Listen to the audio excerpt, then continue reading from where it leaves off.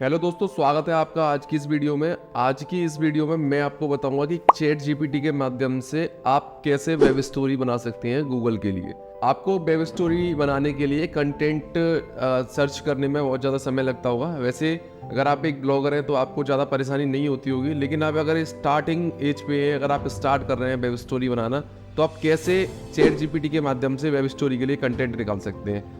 मान लीजिए आप डिजिटल मार्केटिंग के ऊपर वेब स्टोरी बना रहे हैं, तो आपको डिजिटल मार्केटिंग के ऊपर किस प्रकार का कंटेंट निकालना चाहिए। बहुत सारे टॉपिक्स होते हैं जो यूजर सर्च करता है गूगल पे, या बहुत सारे पॉइंट्स होते हैं, उनसे रिलेटेड जो वेब स्टोरी है वो आप कैसे निकाल सकते हैं, उससे रिलेटेड कंटेंट है वो कैसे निकाल सकते हैं। चलिए मैं चलता हूँ अपनी कंप्यूटर स्क्रीन पे और आपको दिखाता हूँ कि आप कैसे वेब स्टोरी के लिए चैट जीपीटी से कंटेंट निकाल सकते हैं। तो मैं आ गया हूँ अपने चैट जीपीटी पे, जो कि मैंने इसका AIPRM चैट जीपीटी प्रॉम्प्ट्स वाला जो क्रोम एक्सटेंशन है वो मैंने डाउनलोड किया हुआ है। अगर आप भी यूज कर रहे हैं चैट जीपीटी को तो इसे डाउनलोड कर लें, बहुत ही बेहतरीन जो टूल है। तो यहाँ पे मैं किसी को सेलेक्ट नहीं कर रहा हूँ, न्यू चैट लेके, और यहाँ पे पहले सबसे पहले इंग्लिश में एक जो कंटेंट है उस तरीके से लूँगा।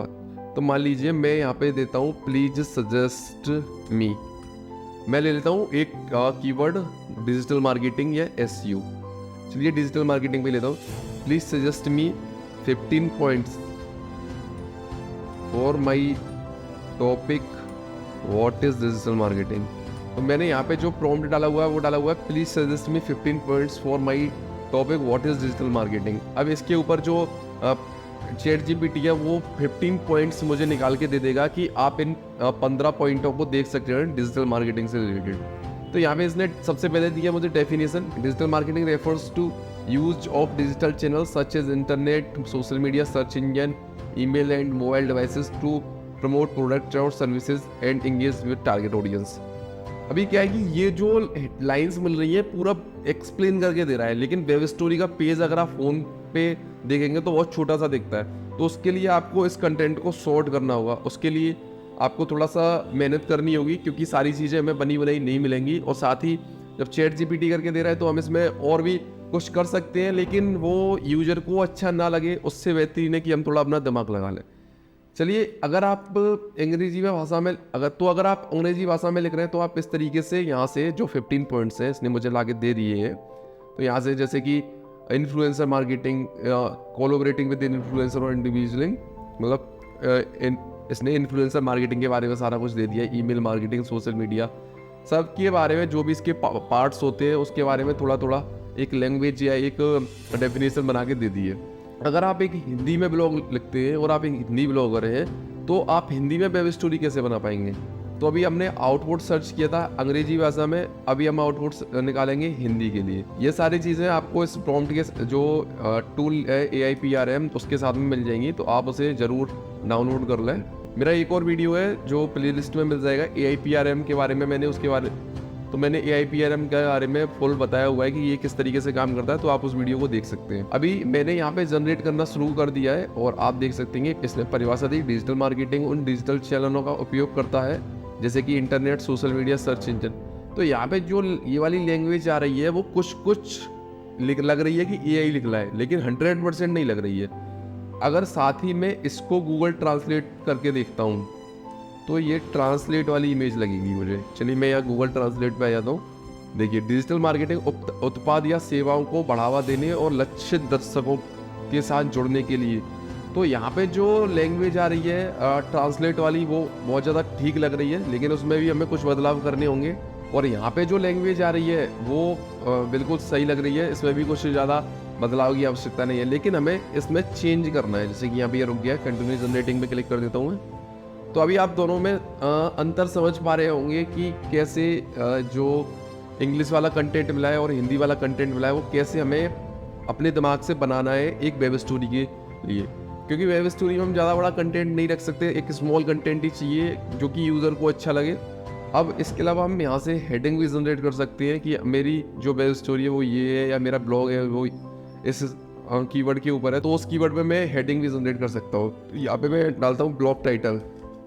तो यहाँ पे जो एक प्रॉम्प्ट है वो मुझे मिल गया, blog article and title generator. यहाँ पे देता हूँ डिजिटल मार्केटिंग।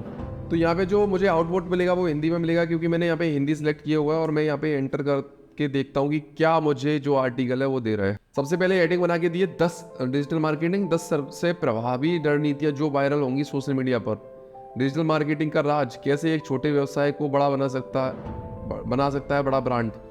तो ये वाला जो हेडिंग है वो मुझे ज़्यादा अच्छा लग रहा है ऊपर वाले की तुलना में, कि डिजिटल मार्केटिंग का राज, कैसे एक छोटे व्यवसाय को बड़ा बना सकता है बड़ा ब्रांड। जब ये हेडिंग यूजर देखेगा सर्च इंजन पे तो उसे लगेगा कि यार क्या ऐसी 10 चीज़ें जो मैं अपनी छोटी सी दुकान को ब्रांड बना सकता हूँ, या मैं अपने छोटे से बिजनेस को ब्रांड बना सकता हूँ डिजिटल मार्केटिंग से।